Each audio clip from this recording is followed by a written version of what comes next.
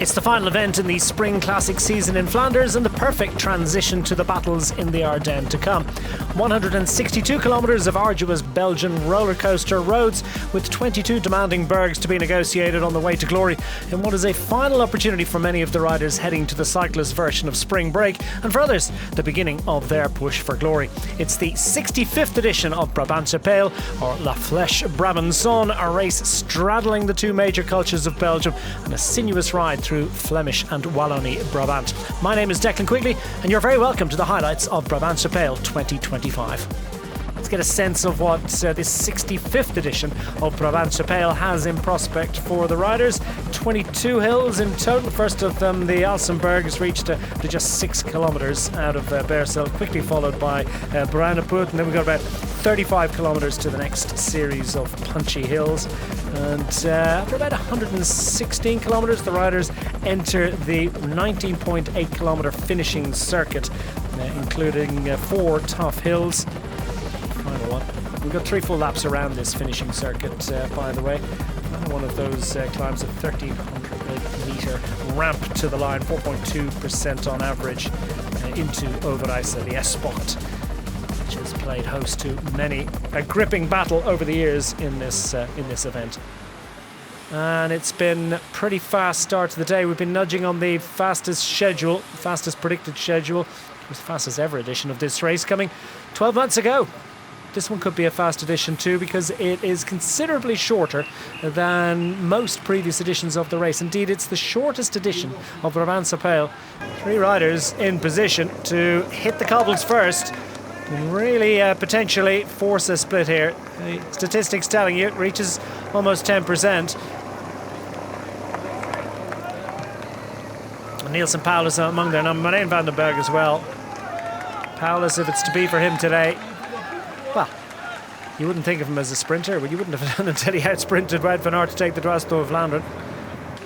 Well, the breakaway group starts to fracture as they hit the cobbles, just to make the bare statistics of this climb are accentuated. It's like adding 2 or 3%, isn't it, to the gradient.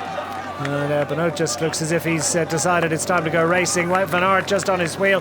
Bit of Dwars door of Vlaanderen about this one. They're trying to force an early split by playing their A cards here. They've got their 2 strongest riders at the front, and the Visma-Lease bike squad are trying to crack the riders early here.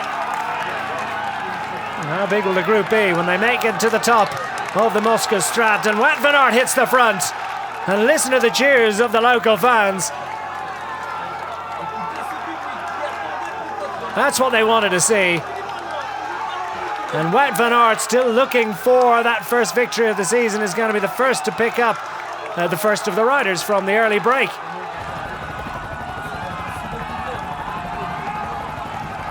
And Remco's not too far down either, just a few bike lengths behind. Remco Evenepoel able to answer the first call. But remember, this is just hill 11 of 22. Half of them to go.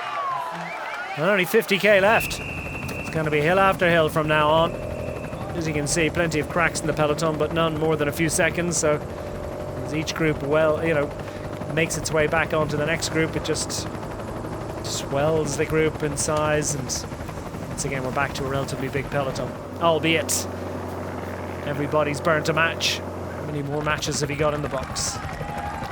And he's going again, and look at this, the tester coming up as they hit the next hill. Would you believe it?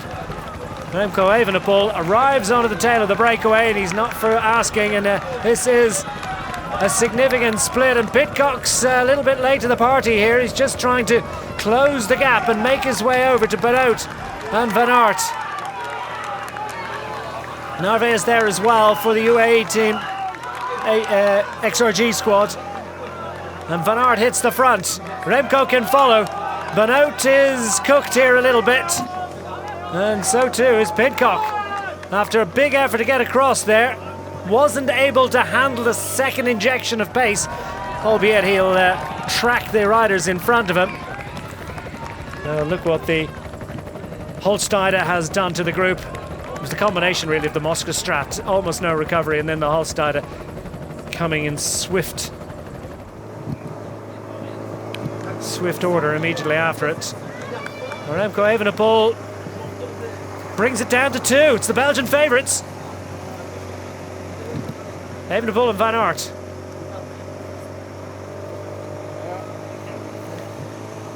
And this is an absolutely fascinating and wonderful and massive show of strength for a man who's been out of racing for so long, and did say that perhaps it might be up for him as a racing cyclist. He looks absolutely wonderful at the moment. It's Joseph Blackmore, by the way, the young British rider who finished 4th in this race last year. He's just trying to make his way across the gap. This is an A-list breakaway group. They'll settle in here. Already up to half a minute of advantage. There'll be no shirking in this group, and the way that Joseph Blackmore rode across to them, I feel he's going to be a worthy contributor to this move. 2 laps to go, so we've still got a smidgen under 40 kilometres of racing. It's a long, long way to go at this point. The clouds, the gold a little bit less in evidence, but against the sunlight really starts to sparkle. The Hertstraat once more with feeling. It's going to be a bad feeling for Joseph Blackmore, and they're all being made to work here. This is a full-on push here from Remco Evenepoel. Wants to race solo. Blackmore struggling here, and will he be able to hang on? Wout van Aert absolutely limpet-like, welded to the back wheel of his fellow countryman. And Blackmore frantic to stay in. And the Hertstraat living up to its name. It's causing the hurt on the legs and the lungs of the young Englishman. Joseph Blackmore losing his place at the front here. While their cohorts, arm in arm, in battle together. Will Remco Evenepoel try to turn the screw once more? Will Wout van Aert be able to respond, or maybe he's got an attack of his own in mind? And this is a big push here from Remco Evenepoel and Wout van Aert. His head is rocking, his shoulders. It's all nodding left and right here in his efforts to stay on terms, but he's got the power to stay with Remco Evenepoel here now. And it's still one-on-one as the EF Education Easy Post squad try to push a rider across the gap. Who looks the stronger of the two? I suppose if you were to throw a few euro into the pot, maybe, just maybe, Remco Evenepoel looks ever so slightly the stronger of the two. Who'd you back in a sprint? Probably Wout van Aert, but you would have done that against Nielsen Paulus. Does he still have a sprint to rate with the very best in world cycling in a one-day race? Baudin continues to dangle off the front of the group. Structure of which is changed slightly, and a lot of looking around. A lot of riders not willing to ride here. That could be good news for Baudin, but more particularly good news for the two up front. So it could well be that they're going to work with what they've got. A minute advantage over the nearest of the chasers. A look.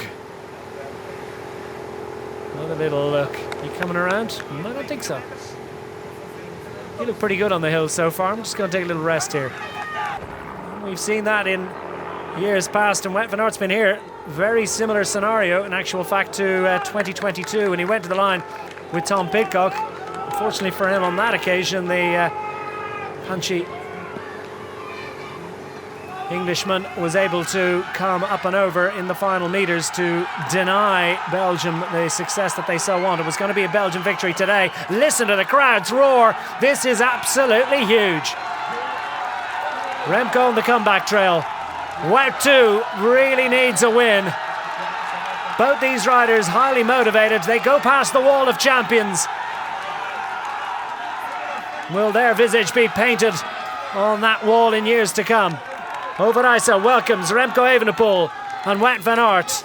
And will Remco back his own sprint, or will he try and distance his rival on this climb? Well, is it steep enough? Has the day been long enough?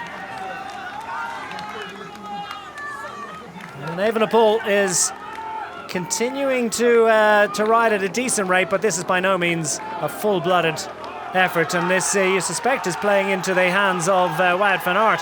Remco Evenepoel plays the game a little. Neither can afford to be too. So long and dearly held and desperately fought for victory for Wout van Aert. It's all going to be decided in the next 25 seconds or so, because we're arriving into the final 200 metres with Remco Evenepoel in the unloved position of second in line here, and Wout van Aert ready to pounce, ready to take his chances. Remco Evenepoel goes from the front. Will Wout van Aert be able to come around him? Remco Evenepoel inside 125 metres to go. Wout van Aert, I don't think he's got it, or does he? Goes for another gear, he hasn't got it. It's Remco Evenepoel, gets the victory! A comeback king! He's done it, can you believe it? One day of racing, and Remco Evenepoel has fended off Wout van Aert. It's another second place finish for Van Aert, but it's glory unbound, and the first man up to congratulate him is his great rival, and Wout van Aert has words of congratulation for Remco Evenepoel. He came to test his form. Well, it's pretty good. And the battle for the minor positions, well, behind Morgado came up with a good success.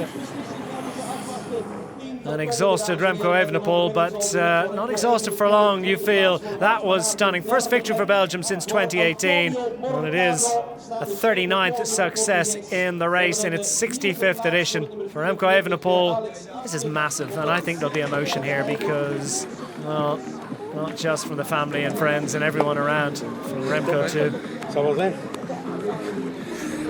The glory goes to Belgium. The glory goes to Remco Evenepoel. Beats his fellow countryman. A breakaway. That's your top three. And look forward to Amstel Gold, Flèche Wallonne, Liège, Bastogne Liège to come for Remco Evenepoel. He's the king of Overijse.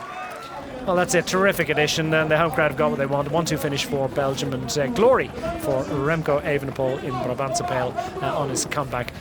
And, well, from myself, Declan Quigley, and all the crew here in Overijse, it's been our great pleasure to bring this wonderful edition of Brabantse Pijl. Thanks for being along with us to enjoy the fair today. We'll see you out the road. But for now, from all of us here...